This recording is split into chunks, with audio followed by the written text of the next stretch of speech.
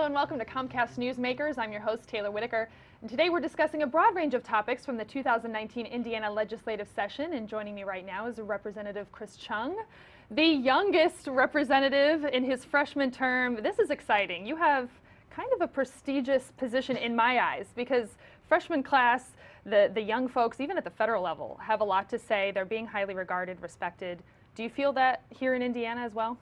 Yeah, I feel a certain sense of responsibility for sure. I mean, we have got not a whole lot of young people represented in the Indiana legislature, and as the youngest, I do feel a duty to represent young people in that capacity, regardless of party affiliation. I think it's important. We've got big issues facing my generation that I'm going to have to deal with for 60 years, and a lot of my colleagues will have to deal with for maybe 30 years. So there's a difference of scale and of perspective there that really helps inform my decision making. Was that part of the motivation to get into this kind of work? I know you said your family is like all in the medical field. You have a lot of friends in the medical field, but here you are trying to drive policy, make laws. Is that kind of the motivation behind it? Absolutely. That was one of my top reasons to run for office, was because we needed, I feel like, a representative body that looks a little bit more like the rest of Indiana as well, instead of homogenous. So that was one thing that was super important to me. We're facing issues like climate change that are going to affect my generation for decades.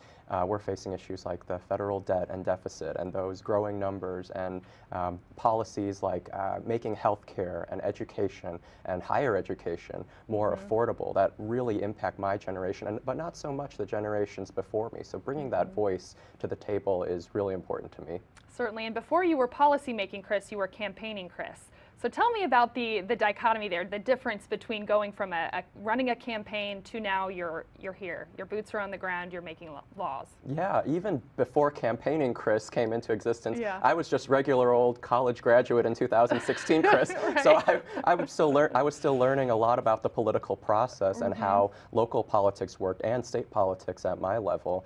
And the way I just kind of fell into it was that I was getting involved in my community. I was born and raised in Northwest Indiana, and after graduating from college away, I came back to work in Chicago and live in Northwest Indiana, try to do my part to make it better. I was volunteering quite a bit with some local organizations, and seeing how some of the state policies I thought could be improved upon and how Indiana could be made even better, especially for my generation, motivated me to run, plus the fact that no one else really wanted to run, so I just said, I'll do it. That's awesome. Well, and we have a lot in common. I also was born and raised in Northwest Indiana. I believe we are of the same generation, so you do have some stuff you're working on or have things to talk about regarding Northwest Indiana. So tell me about some of that stuff that you're working on. Absolutely. Brain drain was probably one of the top issues of Northwest Indiana, especially with my generation.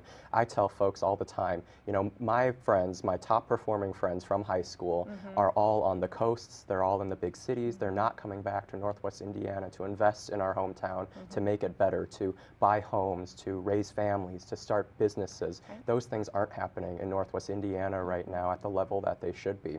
So one initiative that we really pursued was we partnered with our medical industry, which is a really growing part of Northwest Indiana's economy. We've got so many facilities popping up all the time and a lot of doctors moving into the area.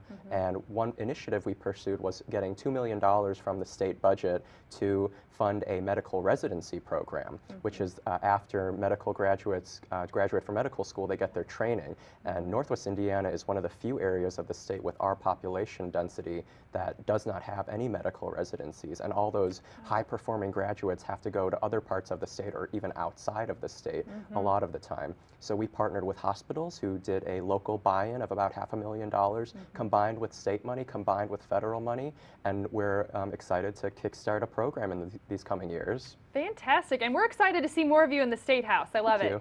Boots on the ground, get it going. So thank you for joining us. Thank you very much for having me. And thank you guys out there for joining us from the Indiana State House. This is Comcast Newsmakers. I'm Talor Whitaker.